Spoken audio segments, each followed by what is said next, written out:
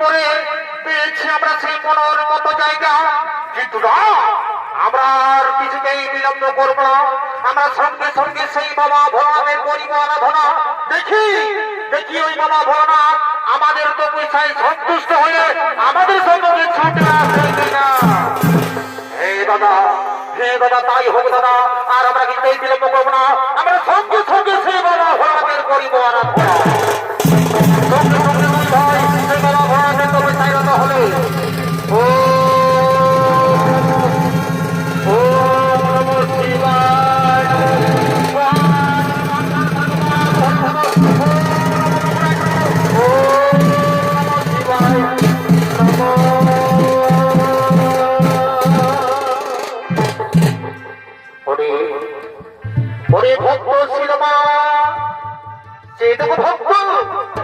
তোমাদের তপস্যায় সন্তুষ্ট হয়ে ছুটে এসেছি তোমাদের সম্মুখে। একটিবার নয়ন খুলে চেয়ে দেখো ভক্ত, একটিবার নয়ন খুলে চেয়ে দেখো। আমাদের সময় বললে আমি তোমাদের রাক্ষু দেবতা ভোলা মহেশ্বর।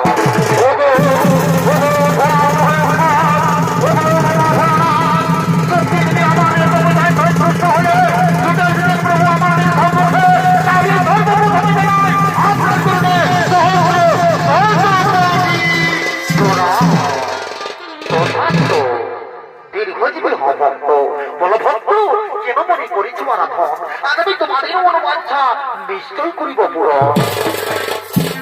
ওগো ওগো বাবা ভোলানাথ, সত্যি যদি আমাদের মনোবাঞ্ছা করতে চাও পূরণ, তাহলে আমাদের সেই দুই ভাই বলবে প্রভু, আমি যে করতে পারি আমি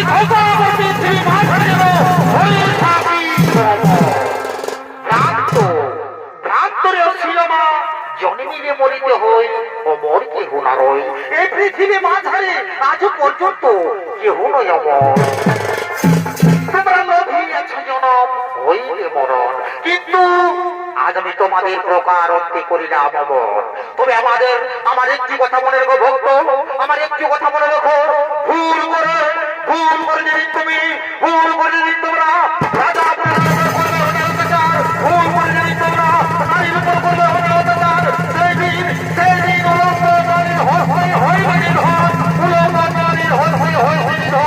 আমি এখন আসি ভক্ত, আমি এখন আসি।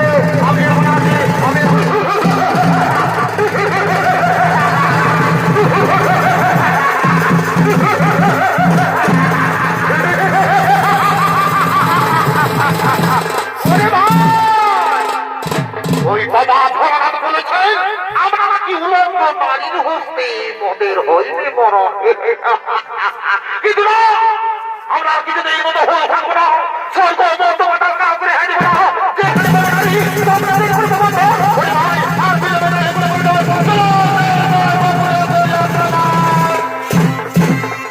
হে বাবা, তাই হোক বাবা, তাই হোক।